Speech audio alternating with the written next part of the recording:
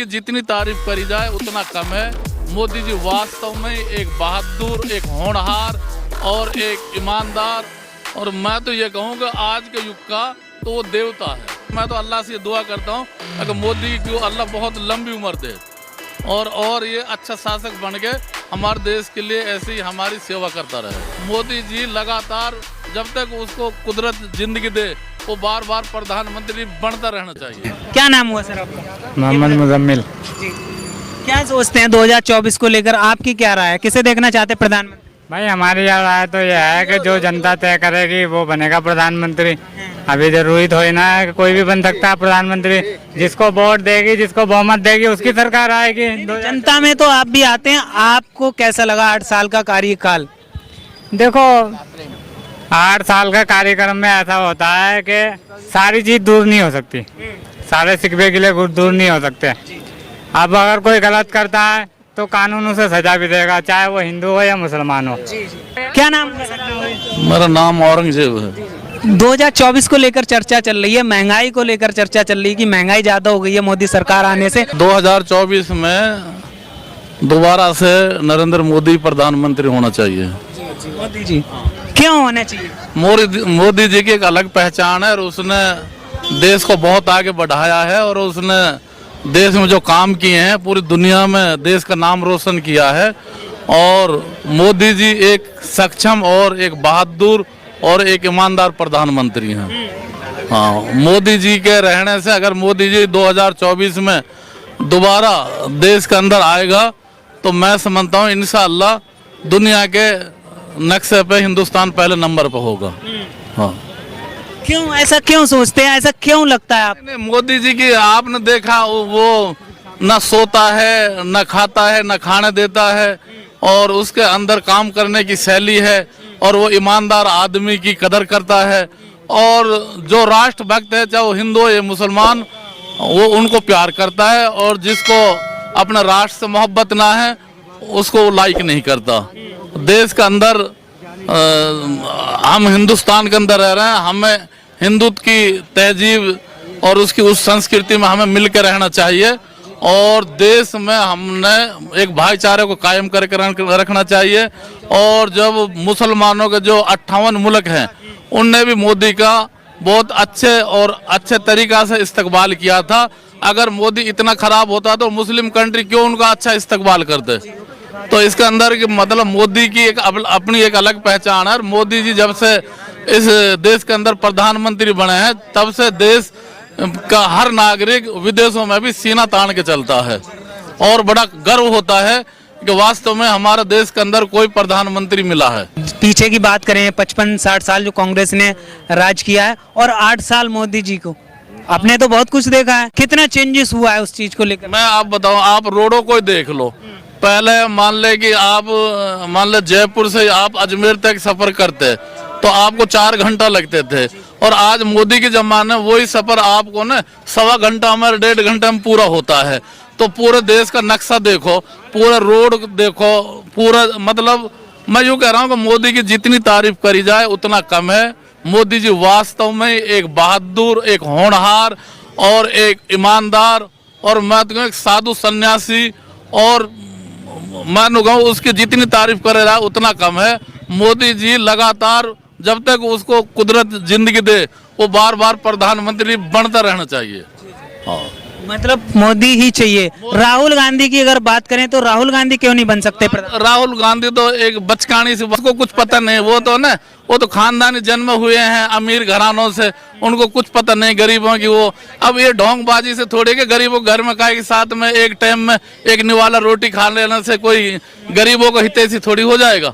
देखो मोदी जी गरीब परिवार से पैदा हुआ है, उसने स्टेशन पर चाय तक बेची है, उसको गरीबों की भली भांति पहचान है कि गरीबी देश में कैसे दूर करी जाएगी, वो सब चीज को समझता है।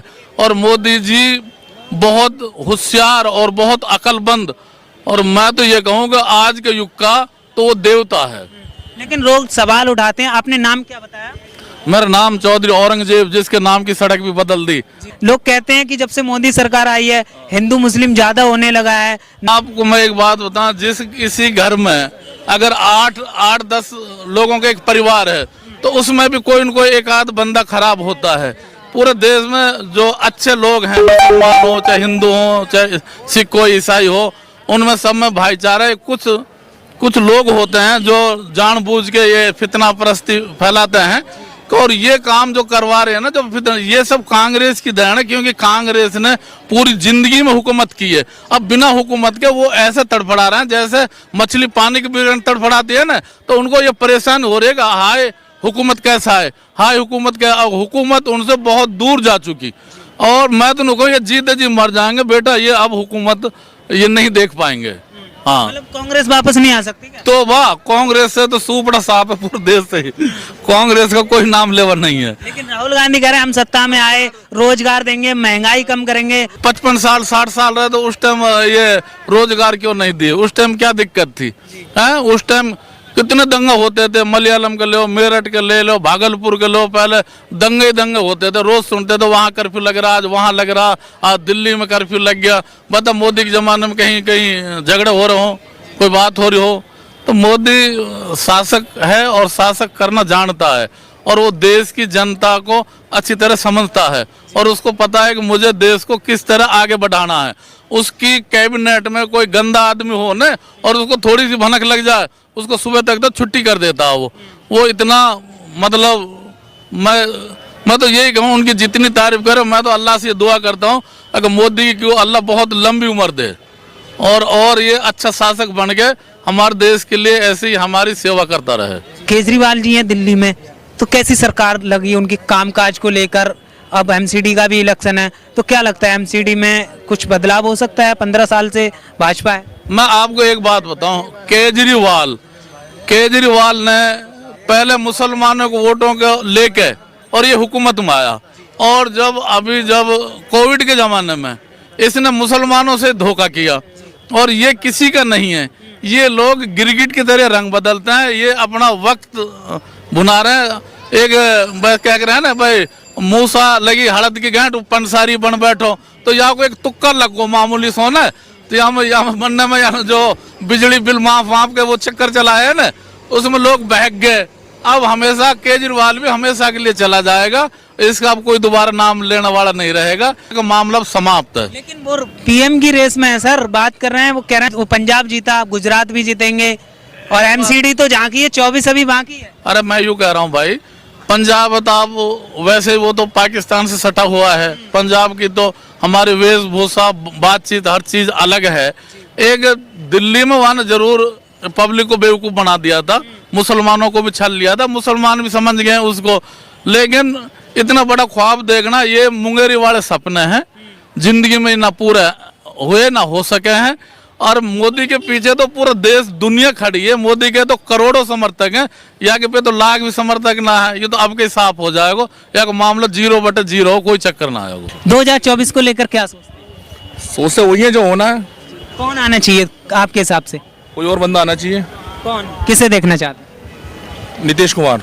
नीतीश कुमार, मतलब बदलाव चाहते हैं आप? हाँ जी, बदलाव चाहते हैं। बदलाव क्यों चाहते हैं? बदलाव सभी देख लो क्या हो रहा, काम धंधा रोजी रोजगार सब जीरो है।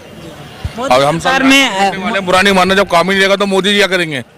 मोदी जी तुम्हारे मेरे कितनों के घर में खाने को दे देंगे? मतलब धर्म बदलाव की चाहते राजनीति हैं। तुमने कर दी, सारे काम तुमने कर दिए, बस। आज तुम काउंसिल का एमसीडी का चुनाव भी है, उसके अंदर भी तुम प्रचार कर रहे हो, फिर क्या तुम्हारी इज्जत है?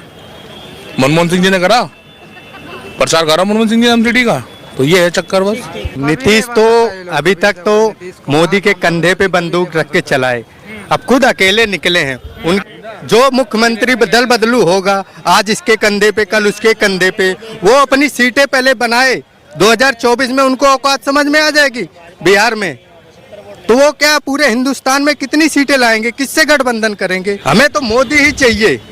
क्यों मोदी चाहिए? ऐसा क्या कर दिया? मोदी ने क्या नहीं करा है? क्या कर बनारस में जाइए आपने, काशी विश्वनाथ धाम है, राम मंदिर, यहाँ कनाट पैलेस में देखिए मैजिक एक्वेरियम जो है, अभी देखिए जाके वहाँ पर सिग्नेचरपुर पे है, उत्तर प्रदेश में जाके दे एक से एक एक्सप्रेस हाईवे